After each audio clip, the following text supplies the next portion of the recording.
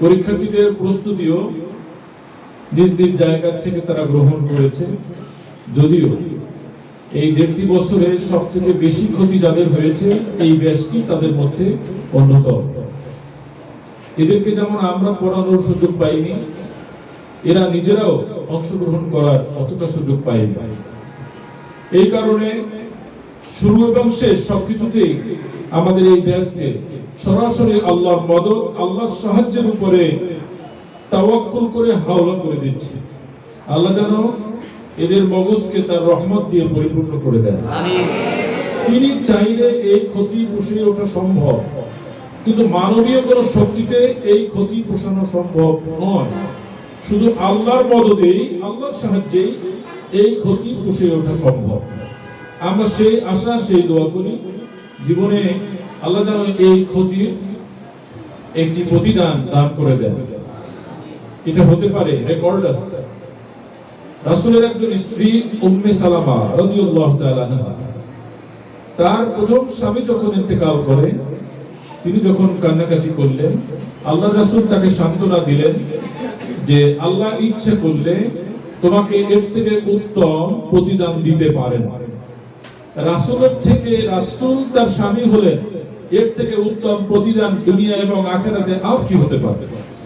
কাজে আল্লাহ তাআলা কোন কিছু রিপ্লেসমেন্ট খুব উত্তম ভাবে দিতে পারেন, আমরা অন্তত তা বিশ্বাস করি। অনেকের পিতা মারা যান, রাসূলের পিতা ইন্তেকাল করেছেন তিনি গর্ভে থাকা অবস্থায়। রাসূলের পিতা জীবিত থাকলে কি হতো রাসূল যদি রাসূল না হতেন? এরকম কোটি পিতা জীবিত থাকলে কি হয় যদি রাসূল না হতেন? এই জন্য অনেকের পিতা মারা যেতে পারে, মাতা মারা যেতে পারে, কিছু না, আল্লাহর সিদ্ধান্ত।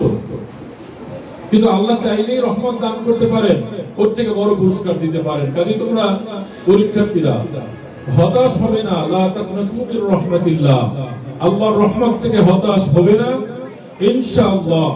আল্লাহ অবশ্যই অবশ্যই, তোমরা যদি লাইনে থাকো, আল্লাহর সাহায্য চাও, তিনি তার সাহায্যের মাধ্যমে তোমাদের এই ক্ষতি পুষিয়ে দিবেন ইনশাআল্লাহ। বিশ্বাস আছে তো?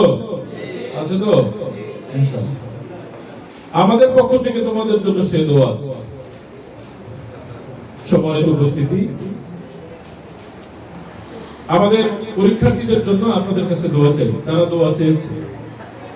আমাদের এই আনুষ্ঠানিক মোনাজাত শুধু নয়, আগে পরে যত মোনাজাত হয়েছে হবে, সব মোনাজাত গুলোতে আমরা আপনাদের কাছে আবেদন জানাই যে আপনারা আমাদের এই সন্তান সহ সকল সন্তানদের জন্য দোয়ার হাত বাড়িয়ে দিবেন ইনশাআল্লাহ। ইনশাআল্লাহ এরা আপনার রূহানি সন্তান, এরা আপনার রূহানি সন্তান। হয়তো আপনি চিন্তাও করবেন না, আপনার কবরে এদের মোনাজাত, এদের নেক আমলের সওয়াব পৌঁছে যাবে, কোনো সন্দেহ নেই।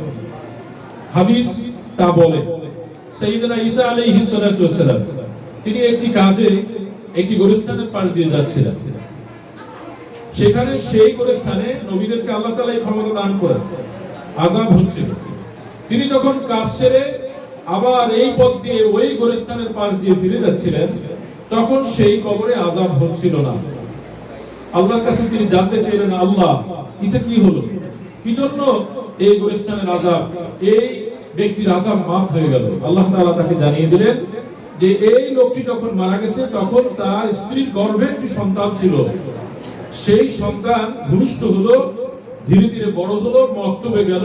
এটা বিসমিল্লাহর বরকতের আলোচনার ভিতরে, তাফসীর কামিলের ভিতরে আসছে যে সেই সন্তান যখন বড় হয়ে বিসমিল্লাহ, বা এবং সিন, এই সিন দিয়ে মুফাসসিরিন کرام আল্লাহ তাআলার একটি নাম সামিউন, সামিউন যিনি অধিক শ্রোতা, যিনি শোনেন, সমুদ্রের অতল তলে কে ডেকে আল্লাহকে বলে তাও যিনি শুনেন, সেই সামি যখন মক্তবে গিয়ে বিসমিল্লাহির রহমানির রহিম এই কালেমা যখন পড়েছে, আল্লাহ তাআলা বলেছেন যে আমি শুনেছি।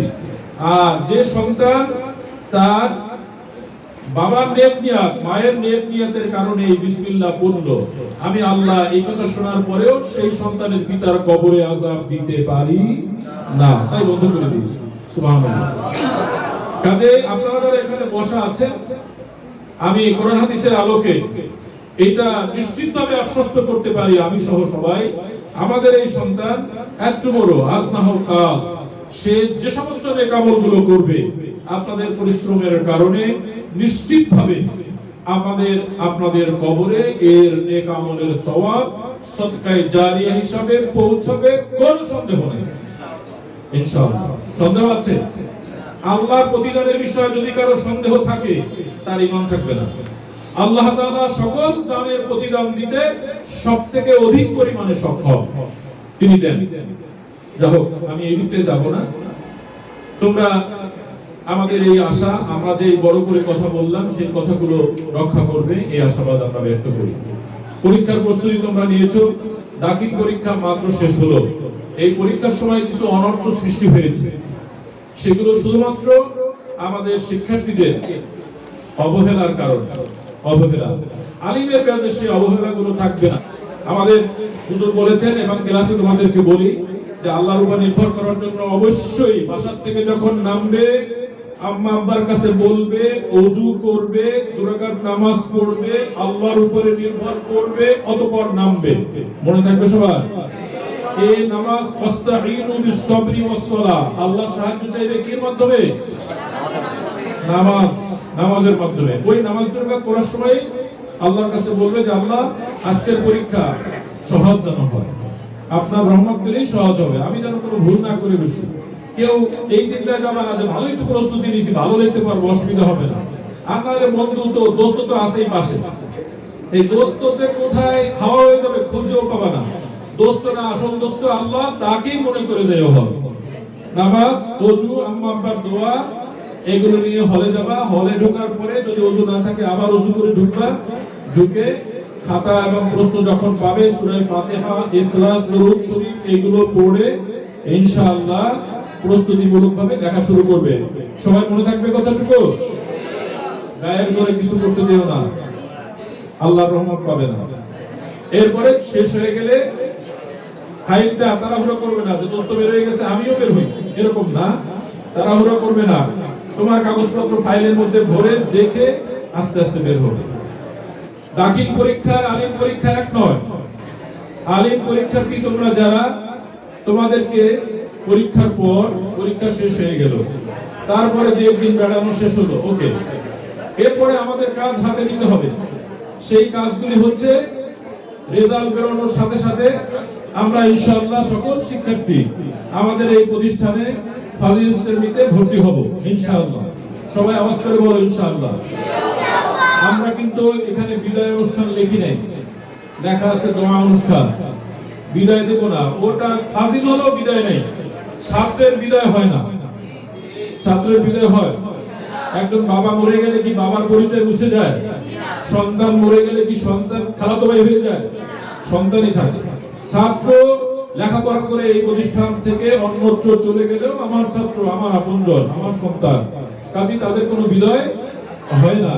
ছাত্র শিক্ষকের রিলেশনশিপ এটা ইনশাআল্লাহ কিয়ামতের দিন বহাল থাকবে, এটা যাবে না ইনশাআল্লাহ। ইনশাআল্লাহ।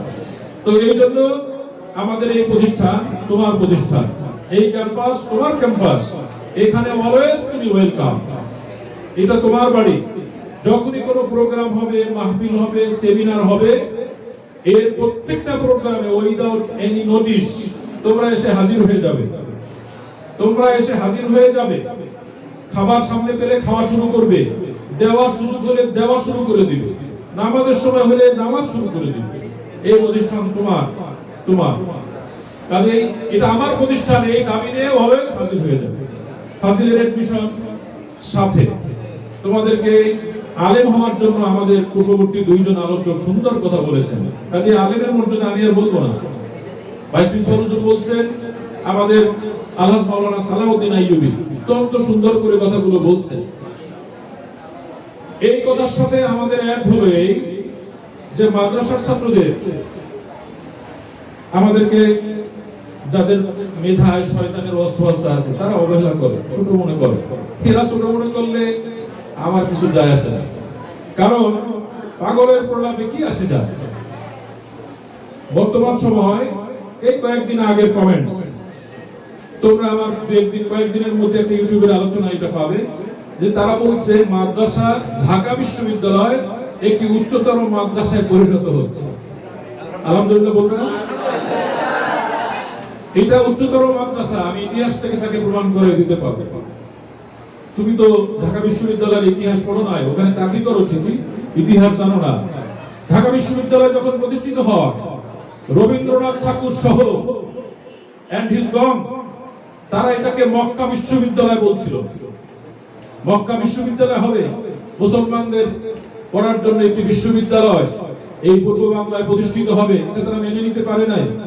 কিন্তু এ ধরনের কোন বদ চিন্তা মুসলমানরা করে না যে হিন্দুরা শিক্ষিত হয়ে যাবে, আমরা বাধা দেই। এই বদ চিন্তা আমার নবী করেন নাই। আমার নবী আরো শিক্ষায় দীক্ষায় পুরো বিশ্বকে শিক্ষিত করে দিয়ে গেছে, মুসলমানরাও সেটাই অনুসরণ করে।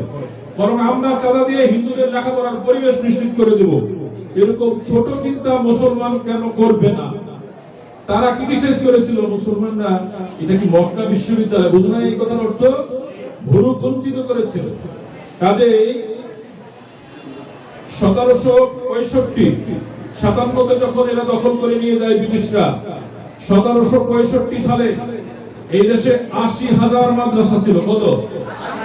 80,000 মাদ্রাসা মক্তব ছিল। এর 10 ভাগের 1 ভাগও ছিল না স্কুল।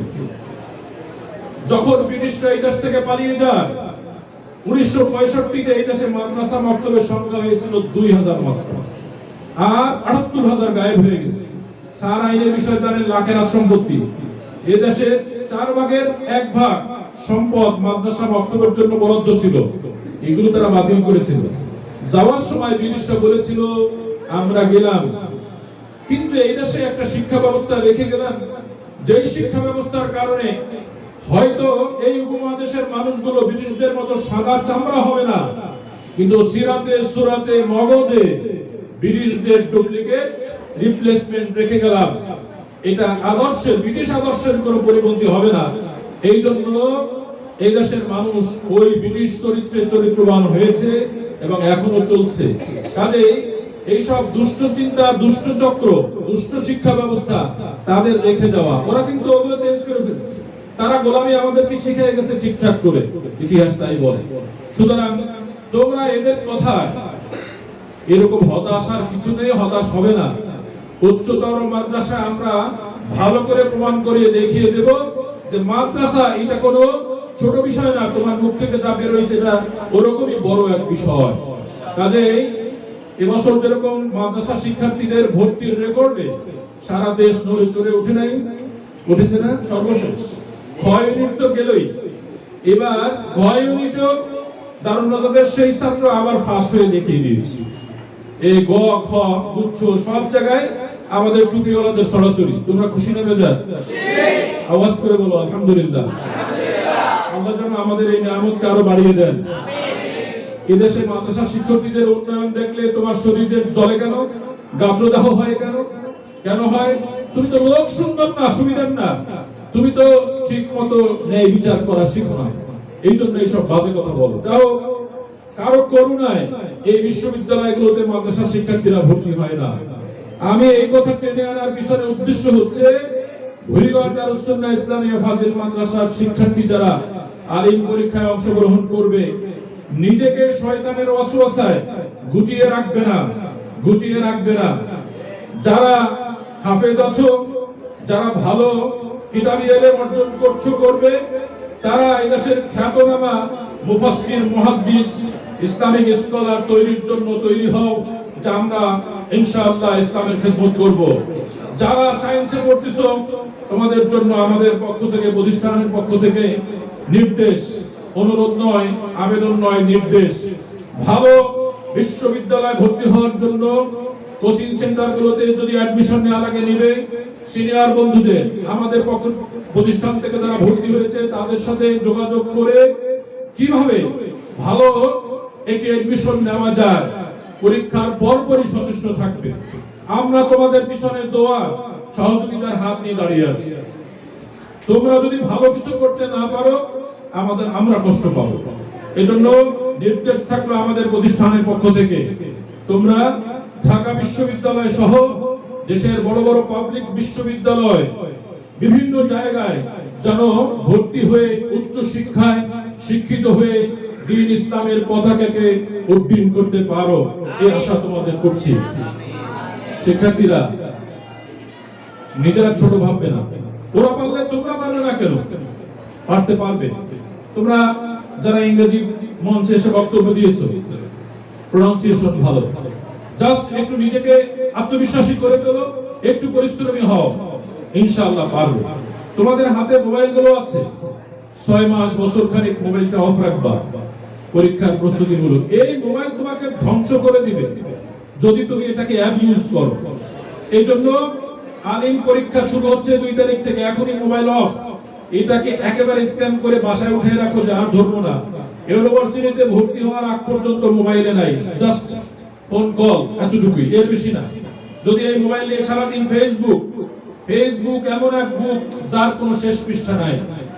শেষ পৃষ্ঠা আছে নাকি? এটা 2 হাত দিয়ে টানি আমরা এরকম টেনে দেখছি, শেষের পৃষ্ঠা খুঁজে পাওয়া যায় না। কোথায় যে পেজ, ওই পেজের সাথে তুমিও হারিয়ে যাবা, খুঁজে পাওয়া যাবে না তোমাকে।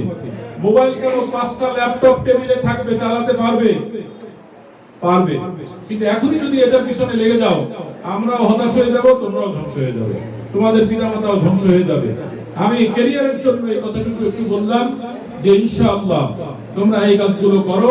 আর যারা হাফেজ আছো তারা টার্গেট নাও যে আমরা মদিনায় গিয়ে মদিনা বিশ্ববিদ্যালয় সহ উম্মুল কুরা বিশ্ববিদ্যালয়, কিং আব্দুল আজিজ বিশ্ববিদ্যালয়, আল আজহার বিশ্ববিদ্যালয়, মালয়েশিয়ার ইসলামিক ইউনিভার্সিটি, ইন্দোনেশিয়ার ইসলামিক ইউনিভার্সিটি যেগুলো রয়েছে, এগুলোতে আমরা পড়ে পড়ে ইসলামিক স্কলার হব ইনশাআল্লাহ।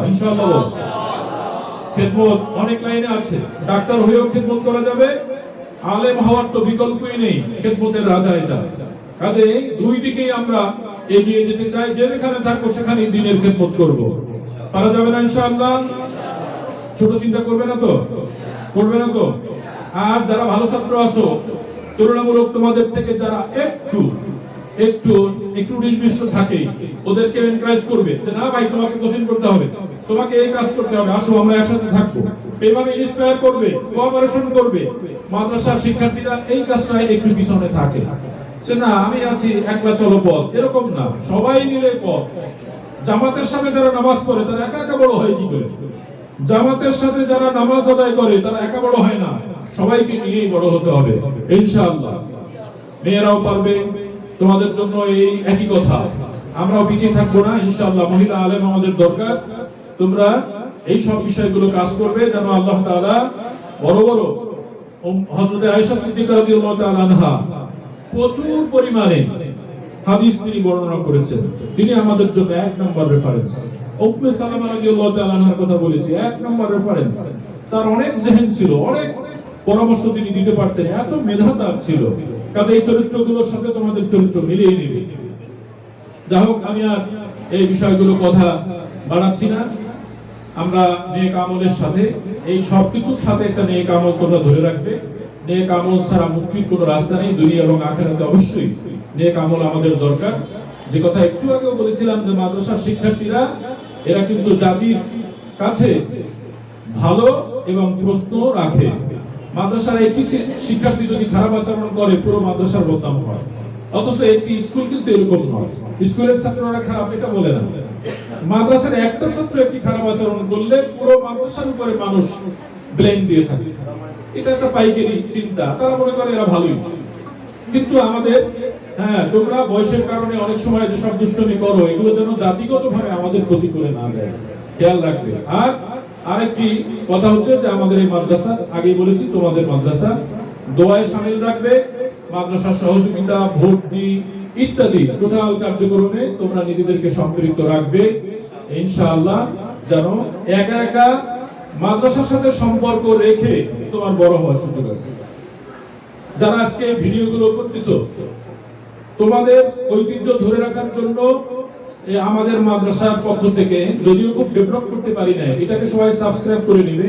মাদ্রাসা ভয়েস নামে একটা চ্যানেল ওপেন করে ফেলছি, সেখানে অনুষ্ঠানগুলো আমি প্রোভাইড করার চেষ্টা করতেছি যেন ছাত্র আজকে আগামীকালকে তার এই স্মৃতিগুলো খুঁজে পায়। এখন এই মিডিয়া জগৎটাকেও ডেভেলপ করা আমাদের প্রয়োজন হয়ে পড়েছে। মিডিয়াকে ইউজ করতে হবে, আমি ইউজ না, এর মাধ্যমে আমরা দিন প্রচার করব। সুতরাং মাদ্রাসার ফেসবুক আইডি, মাদ্রাসার চ্যানেল, এই সম্পৃক্ত যা আছে তোমরা এগুলো কানেক্টেড হয়ে থাকবে, এবং যার কাছে যা এগুলো আছে এগুলো একটু আমার কাছে জমা দিয়ে দিবে। আমার কাছে বলতে অফিসে, তারপরে এই লাইনে এইভাবে যারা কাজ করতেছে তাদের কাছে তোমরা একটু এগুলো জমা দিয়ে রাখবে। জমা দিলে আমাদের তরফ থেকে আমরা এগুলো আপডেট করে দেবো, এডিটিং করে ইনশাআল্লাহ আজ না পারি কালকে বা 3 মাস পরে হলো এটার মধ্যে আমরা দিয়ে দেব, তোমরা তোমাদেরকে খুঁজে পাবে ইনশাআল্লাহ। দেখো আমি আর কথা বাড়াচ্ছি না, বিশেষ করে শিক্ষকদের কাছে অনুরোধ, আমাদের এই শিক্ষার্থীদের সাথে আসলে আমরা এদেরকে সময় দিয়ে এভাবে তৈরি করতে পারি না। এই ব্যর্থতাটা আমাদের, যেমন প্যান্ডেমিক সিচুয়েশনের কারণেই আমাদের পক্ষে এটা সম্ভব হয় নাই। এই জন্য ওদের জন্য দোয়া চালিয়ে যাবেন মেহরবানি করে, ওদের ভুল ত্রুটিগুলো মেহরবানি করে ক্ষমা সুন্দর দৃষ্টিতে দেখবেন। কমিটির সদস্যরাও এখানে আছেন, এই একই কথা, আপনারা ওদের জন্য দোয়া করবেন। এদের আচরণে কোনো কষ্ট পেয়ে থাকলে নিজের সন্তান হিসাবে ওদেরকে ক্ষমা সুন্দর দৃষ্টিতে দেখবেন, যেন ওরা জীবনে কামিয়াব হতে পারে। ওরা কামিয়াব হতে পারলে আমরা কামিয়াব ইনশাআল্লাহ। আবারও তোমাদের সুস্বাস্থ্য এবং ভালো ফলাফল, দুনিয়া ও আখিরাতের উন্নতি কামনা করে, বিশেষ করে যারা অনুষ্ঠানের আয়োজন করেছেন তাদেরকে ধন্যবাদ ও মোবারকবাদ জ্ঞাপন করে আমি আমার আলোচনা শেষ করছি। আসসালামু আলাইকুম ওয়া রাহমাতুল্লাহি ওয়া বারাকাতুহু।